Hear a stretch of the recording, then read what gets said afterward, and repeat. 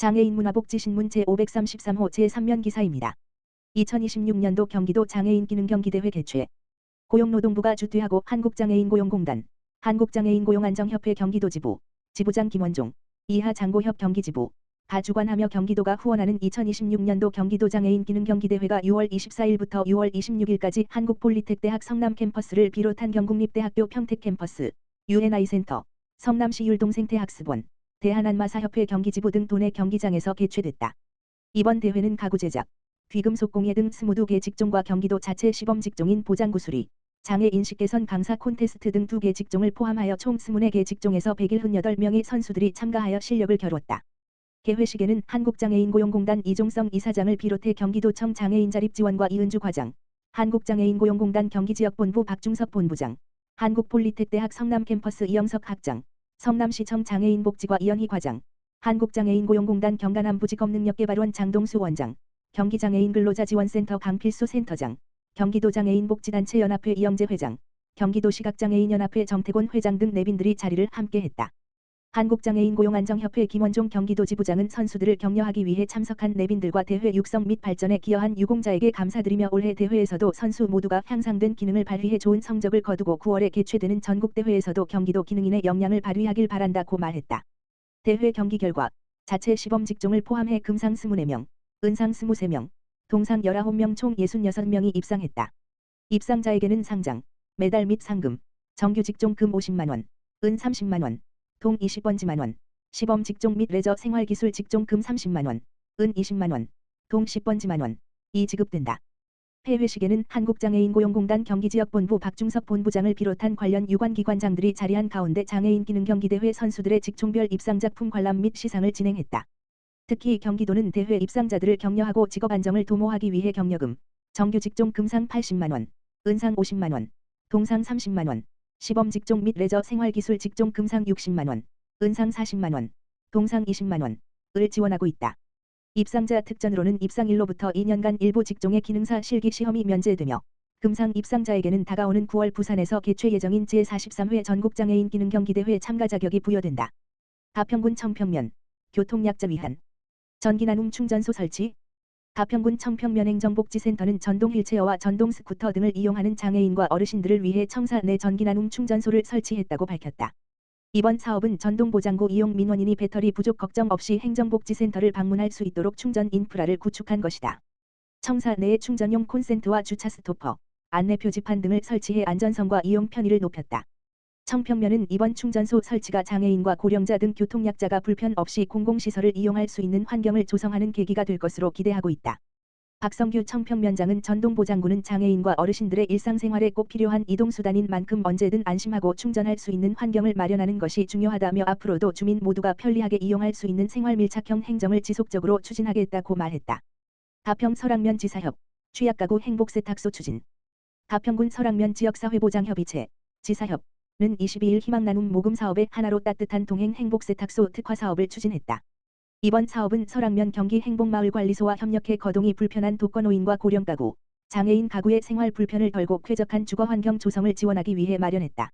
대형 이불 등 세탁이 어려운 세탁물을 직접 수거해 세탁한 뒤 각 가정에 배달하는 원스톱 서비스 방식으로 운영했다. 사업 대상은 설악면 지사협 위원들과 경기 행복마을관리소 지킴이들이 복지 사각지대를 살피며 발굴한 저소득 취약계층 22가구다. 지사협 위원들과 행복마을관리소 지킴이들은 대상 가정을 직접 방문해 세탁물을 수거하고 전달하는 과정에서 안부를 확인하며 생활 실태를 살피는 등 정서적 돌봄도 함께 제공했다. 사업에 참여한 한 어르신은 집에 있는 세탁기로는 큰 이불을 세탁하기 어려웠는데 직접 수거해 세탁까지 해주니 큰 도움이 됐다며 관심을 갖고 찾아와 주셔서 더욱 감사하다고 말했다. 유진상 민간위원장은 세탁이 어려운 취약계층에게 실질적인 도움이 될 수 있도록 이번 사업을 추진했다며 앞으로도 복지 사각지대를 적극 발굴하고 주민들이 체감할 수 있는 맞춤형 복지 사업을 지속적으로 추진하겠다고 말했다.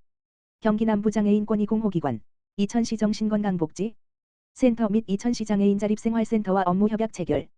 2026년 6월 30일 경기 남부장애인권익공호기관, 이하 경기 남부홍호기관, 은 이천시 정신건강복지센터, 이천시 장애인자립생활센터와 학대 피해 장애인 인권 증진 및 학대 예방을 위한 업무 협약을 체결하였다. 이번 협약은 정신건강 문제를 겪고 있는 장애인과 지역 주민에게 보다 전문적이고 체계적인 서비스를 제공하고 기관 간 긴밀한 협력 체계를 구축하기 위해 마련되었다. 이번 협약을 계기로 경기 남부홍호기관, 이천시 정신건강복지센터. 이천시 장애인 자립생활센터는 지역사회 내 장애인의 정신건강 증진과 자립 지원을 위해 더욱 긴밀하게 협력할 예정이며 장애인과 지역 주민이 건강하고 안전한 삶을 영위할 수 있도록 통합적인 지원체계 구축에 힘써 나갈 계획이다. 광주시 삼동역에서 장애인 학대 예방 인식 개선 합동 캠페인. 광주시는 제1회 장애인 학대 예방이 날을 맞아 지난 26일 삼동역 1원에서 광주경찰서와 함께 장애인 학대 예방 및 장애 인식 개선을 위한 홍보 캠페인을 실시했다. 장애인 학대 예방이 날은 장애인의 인권 보호와 권리 존엄 증진을 위한 사회적 공감대 확산을 위해 지정된 법정 기념일이다.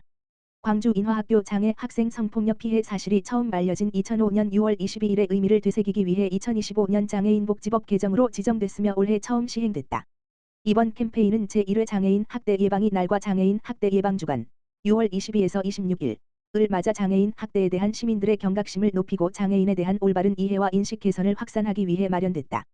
이날 광주시 장애인복지과와 광주경찰서 관계자들은 삼동역 이용 시민들에게 장애인 학대 예방 홍보물과 홍보 물품을 배부하며 장애인 학대 신고 방법과 예방의 중요성을 안내했다. 장애인에 대한 편견 해소와 상호 존중 문화 확산을 위한 인식 개선 홍보 활동도 병행했다. 장애인 학대는 신체적, 정신적, 경제적 피해뿐 아니라 방임과 유기 등 다양한 형태로 발생할 수 있다. 피해가 의심될 경우 장애인권익공호기관 1644-8295이나 경찰에 신고하면 된다. 시 관계자는 장애인 학대는 사회 구성원 모두의 관심과 적극적인 신고가 중요하다며 관계기관과 긴밀히 협력해 장애인 학대 예방과 장애인 권익 보호를 위한 홍보와 교육을 지속적으로 추진하겠다고 말했다. 한편 시는 장애인의 인권 보호와 권익 증진을 위해 다양한 인식 개선 사업과 예방 활동을 추진하고 있으며 장애인이 안전하고 존중받는 지역 사회 조성에 힘쓰고 있다. 광주시 장애인 가족지원센터.